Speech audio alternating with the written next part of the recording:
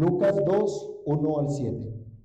Aconteció en aquellos días que se promulgó un edicto de parte de Augusto César, que todo el mundo fuese empadronado.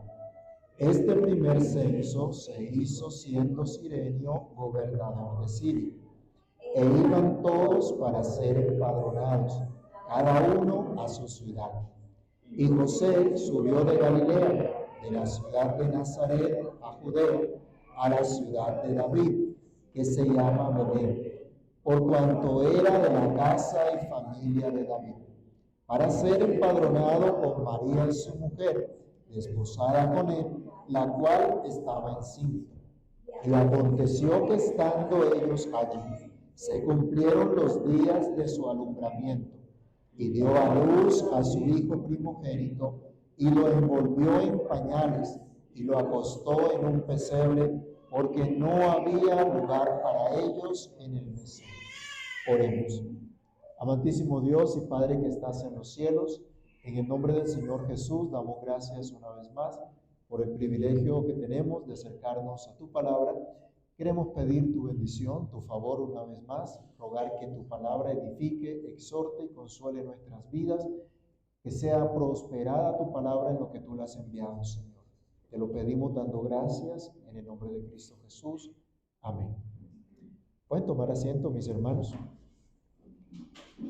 El gran anuncio dado tanto a María como a José nos ha enseñado la actitud que debemos asumir respecto a la buena noticia de Dios para con nosotros.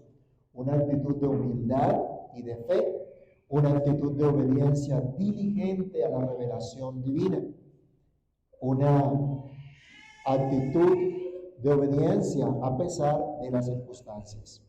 Precisamente en el pasaje de hoy se pueden ver algunas circunstancias que no eran del todo favorables para los involucrados, pero aún así hacían parte del propósito divino en el cumplimiento del tiempo señalado por Dios desde la eternidad.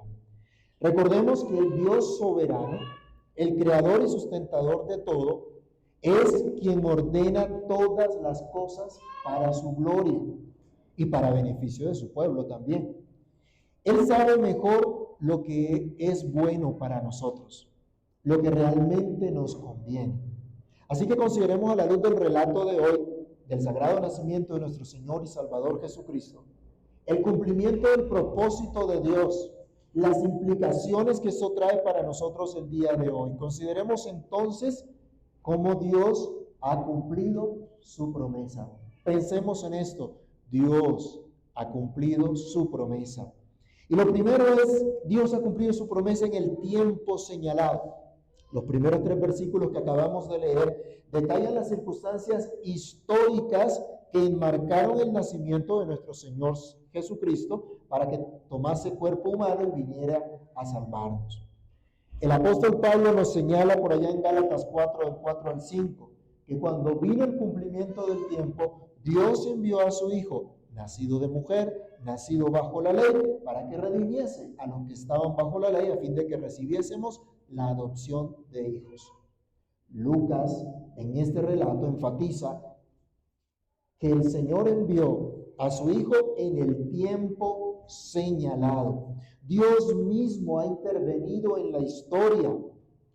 Esto no ocurrió a escondidas. No sucedió en una época imposible de fechar, imposible de conocer. El nacimiento de Cristo no es un invento de algunos hombres. Tampoco es una tradición que alguien quiso que todo el mundo celebrara. Porque si se da cuenta, a nivel mundial se celebra Navidad. Incluso en los países más progresistas también celebran Navidad. De pronto no es así tan pachanguero como en Colombia, pero sí lo celebran. Sí saben de este acontecimiento. Por supuesto, sabemos que Jesucristo no nació el 25 de diciembre. Las condiciones climáticas de la zona en donde nació el Señor hacían imposible que los pastores estuvieran cuidando a las ovejas en la noche, como nos narra el relato bíblico. Pero incluso sin fijar un día específico en el calendario, Lucas nos muestra que Dios ha intervenido en la historia de la humanidad para traernos al Salvador. Señala qué tan asombrosa ha sido esa intervención de Dios durante el gobierno de alguien que se puede fechar en la historia. Un hombre llamado Cayo Octavio Turino, que vivió entre el 63 antes de Cristo y el 14 después de Cristo. Este hombre fue un emperador romano que finalmente se quedó en el trono después que su tío abuelo Julio César muriera. Cayo tomó para sí mismo el título de Augusto, que quiere decir honorable. Y esto era un cumplido a su propia grandeza.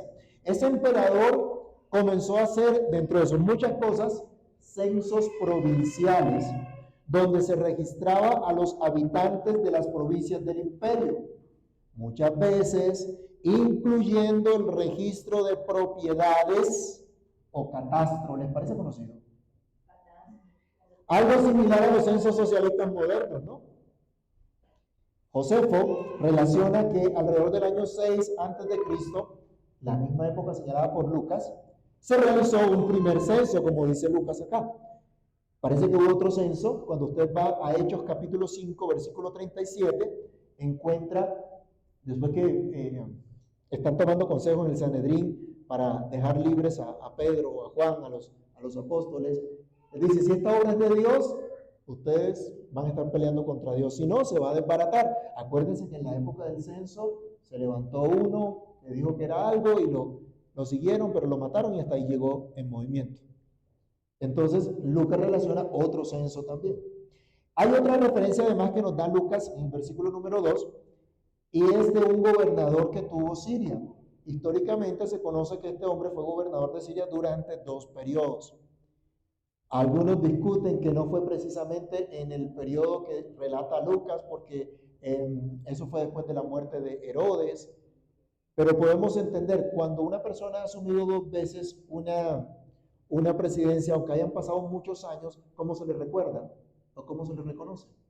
Cuando se habla de las obras. Estas fueron las obras que hizo el presidente. En este caso, el gobernador. Entonces podemos entender que de esta manera fue llamado también. Recuerden que Lucas fue escrito posterior a los hechos que está narrando acá. Así que no hay realmente inconsistencia en estos relatos, porque las referencias que da Lucas pueden ser contrastadas históricamente. También hay que tener en cuenta que el calendario gregoriano no es exacto, y por eso es que se fecha el nacimiento de Cristo alrededor del año 6 o 5 antes de Cristo.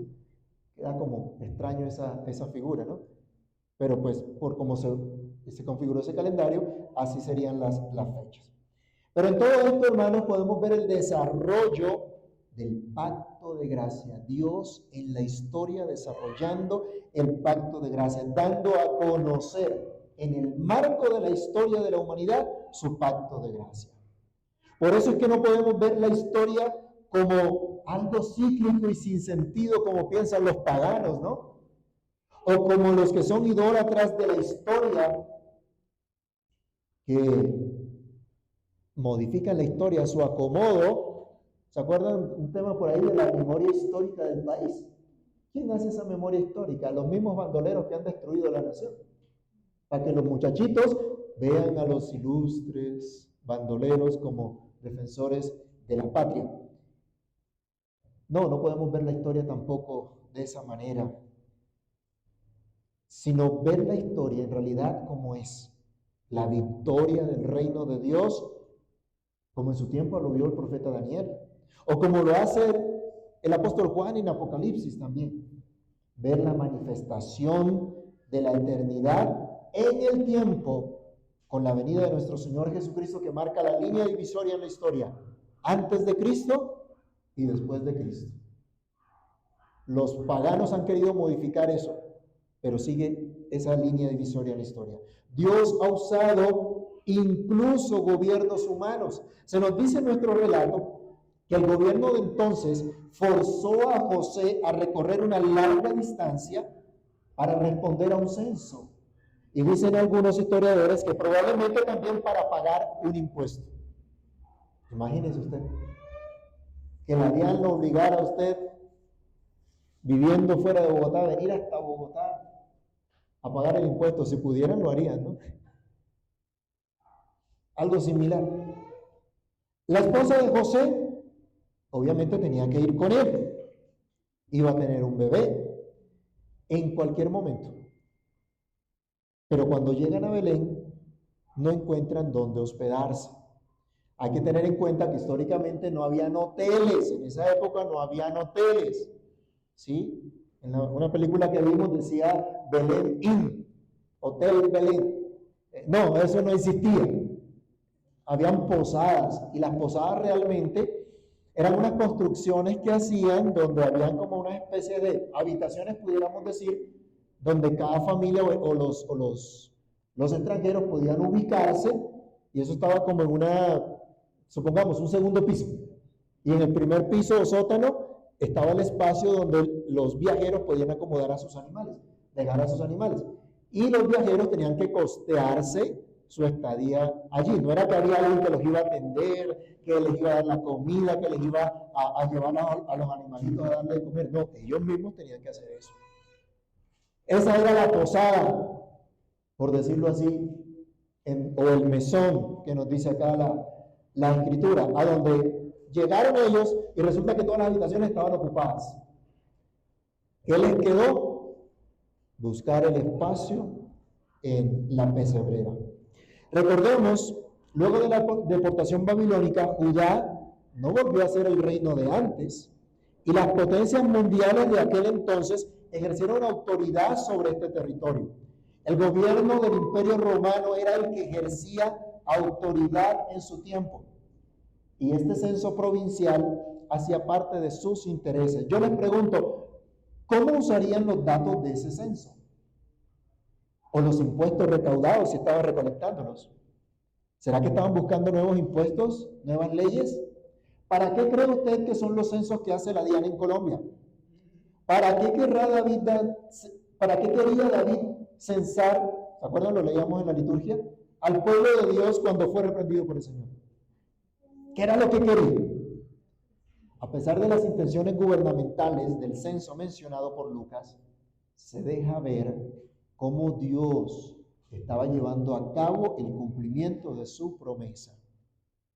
Sus hijos involucrados en este plan, a pesar de las incomodidades causadas por el decreto del emperador, se mantenía en obediencia al gobernador supremo. Lucas comienza diciendo que hubo un edicto, hubo un decreto, una ley del emperador, del gobernador supremo del imperio. Pero María y José estaban sujetos al gobernador supremo, al rey de reyes, al señor de señores.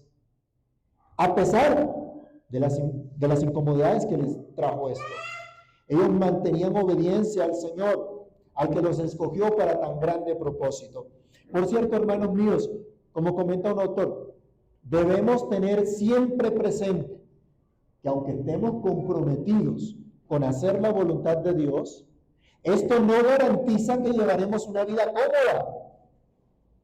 Pero podemos comprender que aún lo incómodo tiene significado en el plan de Dios. Dios ha cumplido su promesa a la descendencia de David. Este es el segundo punto. Y si ustedes se dan cuenta, desde que comenzamos esta miniserie del nacimiento de Jesús, aparece siempre lo mismo. La descendencia de David, el cumplimiento de la promesa a la descendencia de David. Porque la Escritura lo pone de manifiesto. Dios está cumpliendo la promesa del Rey eterno de la descendencia de David. Cumplimiento que sabemos se cumple, se da perfectamente en Jesucristo, tal como se había prometido. Miremos nuevamente versículos 4 y 5 de nuestro texto. José subió de Galilea, desde la ciudad de Nazaret a Judea, a la ciudad de David, que se llama Belén, por cuanto era de la casa y familia de David, para ser empadronado con María su mujer, desposada con él, la cual estaba encinta. Tanto el anuncio dado a María como la revelación en sueños dada a José enfatiza que el Salvador vendría del linaje de David, de la casa, de la familia de David, como otra vez se enfatiza acá. Hermanos, recordemos cuando la Biblia repite algo, tiene un énfasis que nosotros tenemos que captar, que nosotros tenemos que prestarle atención. Es algo sumamente importante que debemos recordar, que debemos reconocer. Entonces, ¿qué nos dice acá? Que José era precisamente de la familia de David, de la genealogía que presentó Mateo, de la genealogía que presentó Lucas. El Salvador era, de acuerdo a la promesa de Dios, del linaje de David. Aquel que se le prometió un descendiente cuyo reino no tendría límites, un reino que se cumple obviamente en Jesucristo. Así que vemos aquí a Dios controlando toda la historia. Por el decreto de Augusto César, Jesús nació en el pueblo profetizado. José no tendría planes de ir a Belén. José no estaba de pronto diciendo, uy, tenemos que mudarnos a Belén porque la profecía dice que de Belén va a salir el legislador. Miren cómo actúa Dios. El decreto les causó incomodidad. ¿Se pueden imaginar una mujer embarazada viajando una gran distancia? No precisamente en un automóvil lujoso y cómodo, si acaso en una mula. Y los que han viajado a mula, si alguno se ha subido a mula, así sea por entretenimiento, podrá saber que eso no era algo realmente cómodo para viajar. Fue una situación incómoda, pero miren cómo Dios utiliza todas las cosas para el cumplimiento de su plan. Hubo el decreto de Augusto César y Dios realmente estaba cumpliendo su propósito. Ellos llegaron porque les tocaba. Ellos no vivían allí, pero se cumplió tal como Dios lo había dicho. Aunque no según las expectativas humanas. Cuando nosotros decimos, esperen Dios, esperen la respuesta de Dios, empezamos a imaginarnos un poco de cosas en la cabeza, ¿sí o no? De cómo Dios va a hacer, cómo Dios va a intervenir y va a hacer alguna cosa extraordinaria, y nos imaginamos una cantidad de cosas. Parece que los judíos se habían imaginado todo menos lo que ocurrió. José y María, a pesar del anuncio del ángel, no habían considerado de pronto irse para Belén a cumplir la profecía. Al menos el texto sagrado no nos dice nada de eso. Dios es el que se encarga de llevarlos allá. Por cierto, hermanos, qué bueno es estar en las manos del Señor y obedecer al Señor, aunque no tengamos todas las cosas claras, aunque no sepamos con claridad a dónde nos va a llevar Dios. Dios se encargará de llevarnos donde Él quiere. Si el que nacía era un rey y era el rey eterno, ¿dónde se esperaba que nacieran los reyes? ¿Dónde se esperaba que los hijos de los reyes nacieran? En el mejor palacio, ¿sí o no? Los hijos de los grandes, los hijos de los influyentes, los hijos de los que pagan medicina prepagada. ¿Dónde suelen nacer? ¿Ah? En la mejor clínica de la ciudad, ¿sí o no? En la mejor clínica hotel. ¿Para qué? El bebé pueda nacer bien, para que la mamita tenga una buena atención. No se buscan las mejores comodidades. En nuestros días se suele hacer una fiesta antes que un bebé nazca, para que los amigos de la familia se gocen con esta familia que crece y se llevan regalos en muestra de ese regocijo. El rey de la nación judía venía a este mundo, pero no tuvo nada de eso. No hubo ningún preparativo. Y el rey que gobernaba en esa provincia o bajo la jurisdicción del Imperio Romano no se ocupó de ningún preparativo para la venida del nuevo rey. Sin embargo, vemos, Dios está cumpliendo su promesa a la descendencia de David, aunque no según las expectativas humanas. Hermanos, no encajemos a Dios en nuestras expectativas. Dios es soberano, hace como Él quiere, como a Él le place. pero cumple su promesa, cumple su propósito.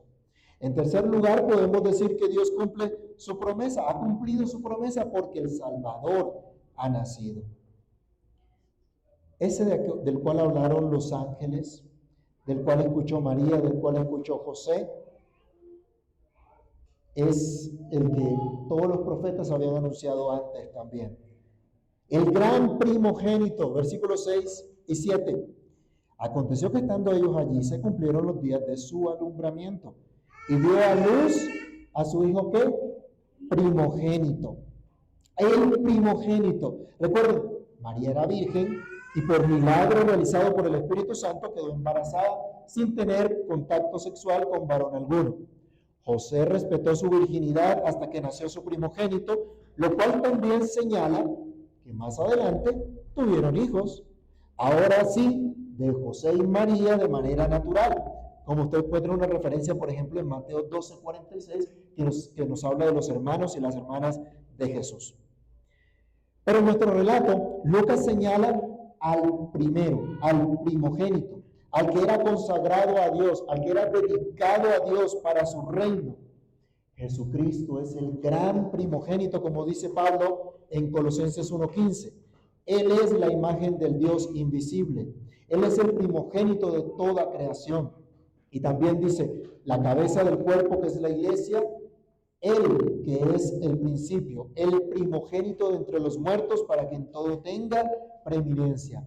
Y el apóstol Juan, en la revelación que tiene, también habla de Jesucristo y de su obra a favor del pueblo de Dios, y lo llama el testigo fiel, el primogénito de los muertos y el soberano de los reyes de la tierra. Jesucristo es preeminente en todo. Su obra perfecta a favor de los suyos. Él es el que ha nacido en este relato que nos dice Lucas. ¿Qué imagen tenemos de Jesús? ¿Qué imagen nos hacemos del Señor Jesús? ¿La del bebé que estaba ahí en el pesebre? Esa es la imagen que muchos tienen. Esa es la imagen que muchos se quedan hasta ahí. Eso es todo. Ese es su entendimiento de Jesús. Para esta fecha, esa es la única imagen que la gente tiene. La de uno que estuvo en un pesebre. Pero no la de aquel que es el primogénito de todos, el soberano de los reyes de la tierra, el Señor de todo y de todos. Ese glorioso primogénito fue el mismo que se humilló a sí mismo. Pablo nos enseña ya en Filipenses 2 que Jesucristo, siendo igual a Dios, eterno con Dios, uno con el Padre, no estimó el ser igual a Dios como cosa que aferrarse, sino que se despojó a sí mismo y vino y se humilló. Tomó un cuerpo como el nuestro, pero creció y fue a la cruz, murió y resucitó para nuestra justificación. Y Lucas nos presenta ahora en este cuadro cuán grande fue esa humillación, cuán profunda fue esa humillación. Aparte de la incomodidad de moverse de su casa para ir a un lugar lejano, a cumplir con la obligación impuesta por el gobierno, José y María llegan a un lugar abarrotado de gente donde no había una habitación para ellos. Se acomodaron en el lugar en donde los viajeros acomodaban a sus animales y donde depositaban la comida de dichos animales. Un lugar que no precisamente iba a estar limpio y cómodo como las habitaciones de la clínica VIP que mencionábamos antes. También debemos notar el nacimiento de Cristo se dio de esta manera providencial. No era porque José no tenía plata para pagar el hotel, ¿sí? Y la llevó ahí a lo más baratico, ¿sí? A lo que encontrara por ahí. No fue por eso, ¿sí? De hecho, no había hoteles, como les comentaba antes. Pero es bueno considerar, hermanos, que en medio de todas estas circunstancias, la Biblia nos muestra que Jesús nació pobre. Y ya sabemos lo que nos dice el apóstol Pablo, que se hizo pobre para enriquecernos a nosotros. Vargas comentaba al respecto, no se nos dice que Jesucristo haya heredado una propiedad principesca, no fue criado como muchos reyes en un palacio, no tuvo amigos ricos, pero tuvo padres virtuosos, padres piadosos, de más valor para un niño que muchas riquezas. Y esto se nos muestra que no es deshonroso ser pobre. Feliz es aquel niño, ya sea que sus padres sean ricos o pobres, pero tienen padres piadosos. Nuestro texto nos muestra que Jesús fue cuidado como comúnmente se hacía con cualquier recién nacido. En Ezequiel 16, específicamente versículos 4 al 5, nos habla de esa costumbre que tenía. Al niño recién nacido lo lavaban, pues le cortaban el ombligo, lo lavaban, lo frotaban con sal y luego lo envolvían con unas vendas, estilo momias, ¿sí? Para protegerlo, para calentarlo y para cuidar de sus miembros internos. Lucas nos dice, esto fue lo que pasó. Cuando dice que María lo envolvió en pañales, no son los pañales que venden ahora, ¿sí? No eran esos, ni ninguna de esas marcas famosas por ahí. No, lo envolvió en una venda. Y nos dice que María lo hizo, no sabemos si con ayuda de parteras o no, pero estaba preparada. Hizo conforme pues, lo que se le había enseñado, lo que había sido instruido. Es decir, Jesús tuvo el cuidado de un niño común y corriente, como era la costumbre, cuidar a un niño en ese momento. Miren la humillación, el mismísimo Hijo de Dios, el Dios eterno, el creador de todas las cosas, miren cómo se humilla. A tomar cuerpo humano y a someterse al cuidado de padres terrenales. Esa es una gran humillación para el mismísimo Hijo de Dios. Pero hoy hay algunos que salen por ahí diciendo, usted no sabe quién soy yo. Pero miren la humillación de nuestro Señor. El Hijo de Dios se encarnó teniendo un nacimiento tan humilde como ningún otro. María, una mujer fiel, y si se dan cuenta en este relato, María es una mujer sin quejas, sin maldiciones por la incomodidad que le tocó vivir. Tuvo la capacidad de cuidar de este niño inmediatamente. ¿Qué otro cuadro de humildad, fe y obediencia podemos encontrar? ¿Es eso lo que se describe hoy en los pesebres que se hacen en las casas, en los centros comerciales? ¿No hacen concursos del pesebre más bonito? Y el más fino, el más grande, bueno, lo que sea. Pero olvidan la centralidad del hecho del nacimiento de Cristo.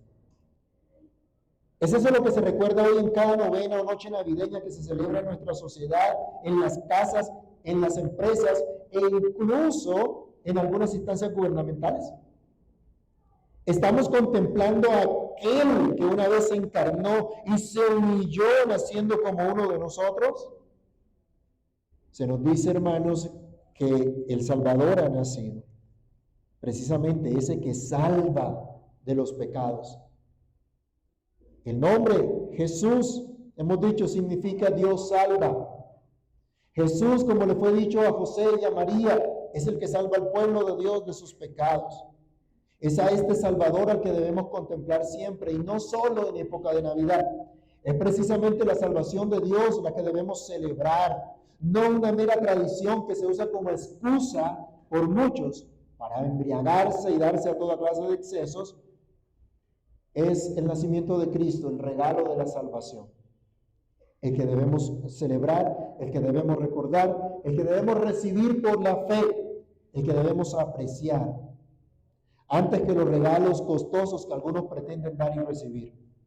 Es la grandeza del Salvador la que en esta época especial, pero también en todo el año, debemos celebrar. El Salvador ha nacido, pero no se quedó en el pesebre. Otra vez creció, fue a la cruz por nuestros pecados, murió y resucitó al tercer día y ahora está sentado a la diestra del Padre y un día vendrá a juzgar a vivos y muertos. Ese es el Salvador que nació en el cumplimiento del tiempo para salvar a su pueblo de sus pecados. ¿Es Él tu Salvador? Dios ha cumplido su promesa. La plenitud del tiempo ha llegado cuando Dios envió a su Hijo, nacido de mujer y sometido a la ley. Las circunstancias de su nacimiento fueron muy viles. Cristo nació en una posada. Vino al mundo a estar aquí por un tiempo, como en una posada. y a enseñarnos a hacer lo mismo. Mientras estemos este breve tiempo, mis hermanos, en este mundo, somos llamados a reconocer a nuestro Señor y Salvador Jesucristo. Somos llamados a rendirnos a Él, recibiendo el precioso regalo del perdón de todos nuestros pecados. Y somos llamados a servirle para siempre, porque Él es nuestro Rey eterno, el Rey prometido a su pueblo. Ese pueblo del cual ustedes y yo, por la fe en Jesucristo, ahora hacemos parte. Así que regocijémonos en Cristo solamente, no en los regalos, no en las comidas, no en las fiestas que se puedan disfrutar el día de hoy y que muchos lo hacen, pero sin Cristo. Mostremos al mundo el verdadero motivo de nuestro profundo gozo, que ahora Cristo habita por la fe en nuestros corazones. Mostremos al mundo que el Rey ha nacido ya, así que para todos los que han sido salvados, para todos los que han sido trasladados del reino de las tinieblas al reino de Jesucristo, para aquellos que en verdad tienen fe en Jesucristo y aman a Jesucristo con amor inalterable, para ellos hay una muy feliz Navidad, porque Dios ha cumplido su promesa. Oremos. Padre Santo, en el nombre de Cristo Jesús te damos muchas gracias por permitirnos ser testigos del cumplimiento de tu promesa, porque ahora Cristo habita por la fe en nuestros corazones. A la luz de tu palabra, recordamos este hecho maravilloso, este hecho asombroso, del Dios vivo y verdadero interviniendo en la historia para redimir a los suyos, a su pueblo. Gracias te damos, Señor, por esta obra tan grande, tan majestuosa, tan maravillosa. Te rogamos que nos ayudes a contemplar al Salvador, a contemplar a aquel que se humilló, que tuvo un nacimiento tan humilde como el que se nos narra en estas Escrituras. Padre Santo, ayúdanos a contemplar cuán grande ha sido tu amor, que tu Hijo se ha humillado hasta lo sumo. No solo tomó un cuerpo humano, no solo se sometió al cuidado de unos padres terrenales, sino que luego, al crecer, dio su vida en rescate por todos nosotros. Murió y resucitó al tercer día y subió a los cielos, de donde un día también vendrá. Ayúdanos a contemplar a nuestro glorioso Rey, a que le sirvamos con gozo, con amor. No importa si en el entretanto providencialmente tengamos que ser incomodados por las circunstancias que hay a nuestro alrededor o aún por nuestras propias inclinaciones o deseos egoístas.